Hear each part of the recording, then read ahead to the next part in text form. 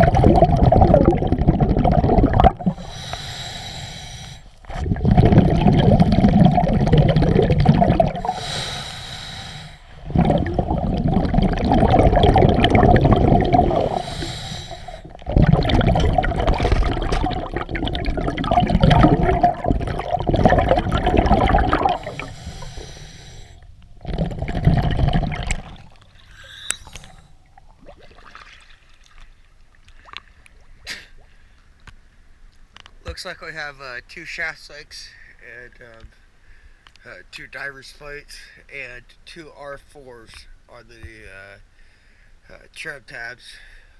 All those need to be replaced. Yes, David. Thank you very much.